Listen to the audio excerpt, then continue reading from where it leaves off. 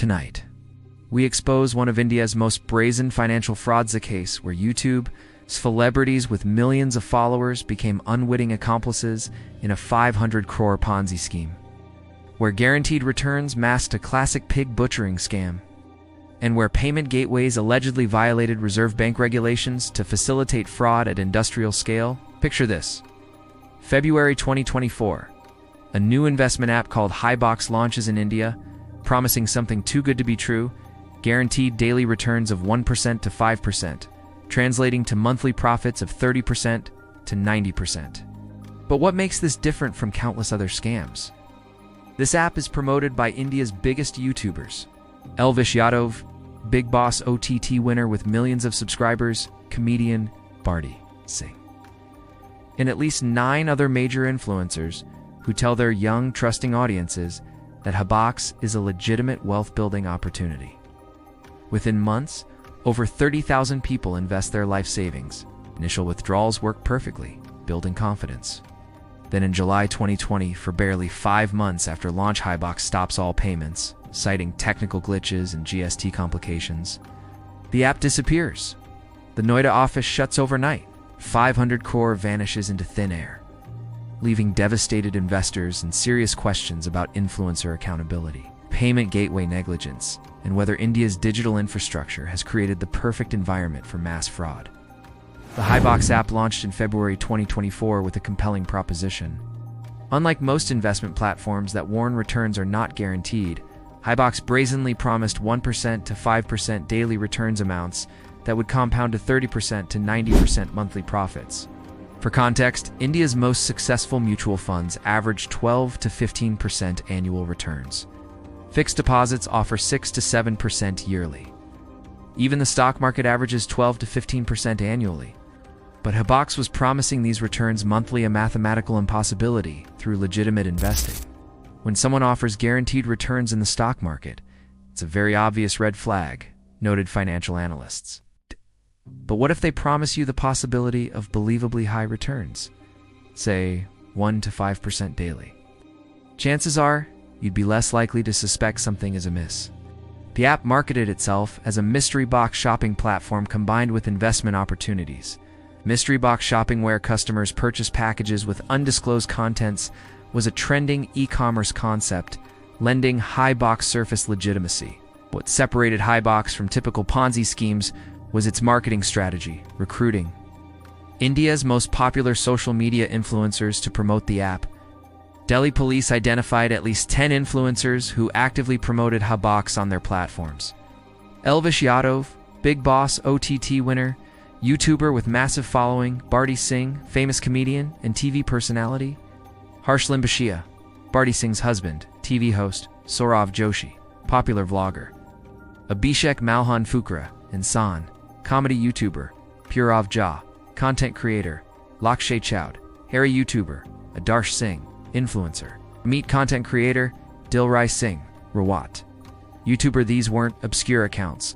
Collectively, these influencers commanded audiences numbering in the tens of millions. When they posted promotional videos endorsing Highbox, their young, impressionable followers treated the endorsements as legitimate investment advice. Highbox operated using a textbook pig butchering scam methodology. The term, borrowed from the practice of fattening a pig before slaughter, describes how scammers fatten victims with small, successful transactions before stealing their entire investment. The modus operandi followed a predictable pattern. Phase 1. Small investments and quick returns. New users were encouraged to invest small amounts initially, often 300 to 500. These modest investments received returns within 24 hours. Exciting confidence as users saw real profits, they reinvested and increased amounts. Many reported successfully withdrawing profits of 3,000 to 5,000, which they proudly shared with friends and family. Phase 3. Unlocking higher tiers. The app used a tiered investment system. Phase 4. The big investment. Confident after multiple successful small withdrawals.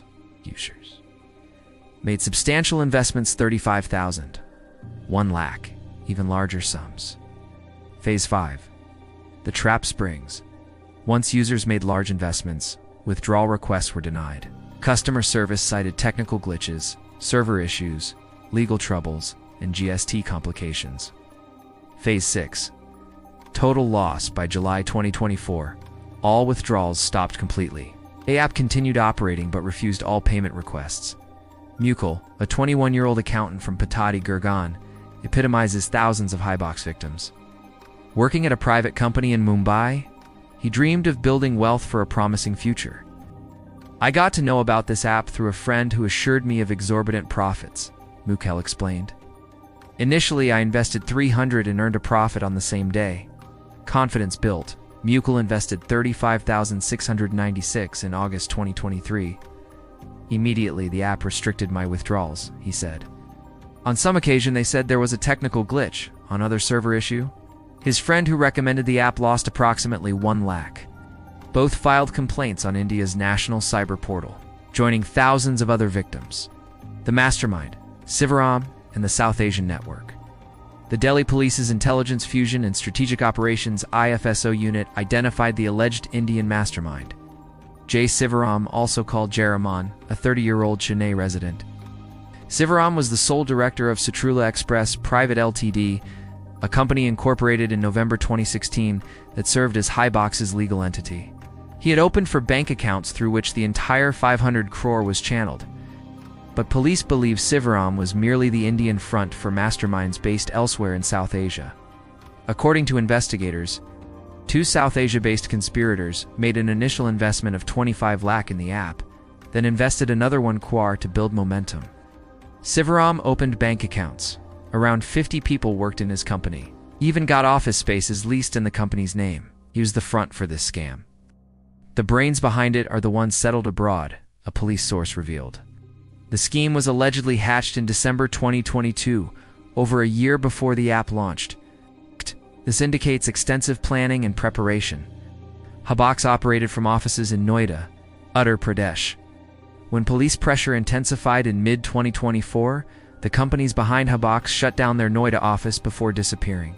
On August 16, 2024, the IFSO unit received complaints from 29 victims alleging they were duped by Highbox. An FIR was registered on August 20th under sections of the Bharatiya Nyaya Sanhita, BNS, and Information Technology Act. By early October, over 500 complaints had been filed from across India. 9 cases from Northeast Delhi were transferred to IFSO for consolidated investigation. Police arrested Sivaram in early October 2024. 18 crore was seized from his bank accounts. However, this represented less than 4% of the estimated 500 crore stolen. All 10 social media influencers who promoted Highbox were issued summons by Delhi police, were required to appear for questioning regarding their promotional activities. A particularly disturbing aspect involves payment gateway companies, EaseBooz and PhonePe, which allegedly facilitated the fraud, according to Delhi police. These companies opened merchant accounts for Highbox without proper verification, violating Reserve Bank of India RBI guidelines. DCP Hemant Tiwari stated, "Apps like PhonePe and others have not followed the Reserve Bank of India guidelines while opening virtual merchant accounts, and they are being probed to determine whether this was a mistake or if they were actively involved." The accusation raises profound questions. Did payment gateways conduct adequate due diligence before enabling a company to process hundreds of crores? Were KYC Know Your Customer norms followed? Did the volume and velocity of transactions raise red flags that were ignored? EaseBooz responded by claiming it proactively blocked the Highbox merchant account in July 2024 and filed a suspicious transaction report, STR, with India's Financial Intelligence Unit. However, critics note this action came only after the scam was already operational for months. While police officially estimate the scam at 500 crore affecting 30,000 investors, some sources suggest losses may exceed 1,000 crore. The Indian Cybercrime Coordination Center I4C reported over 100,000 investment scams in 2023 alone. In just the first 4 months of 2024, Indians lost approximately 1,760 crore to various investment frauds.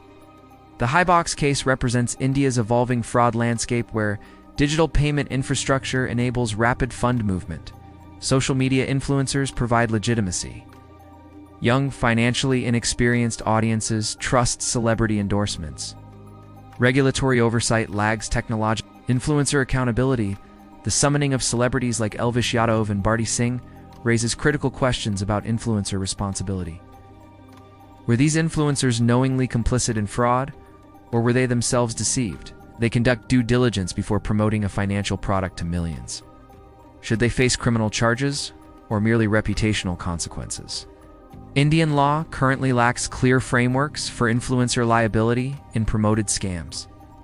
While traditional advertising has regulations, social media endorsements exist in a legal gray area.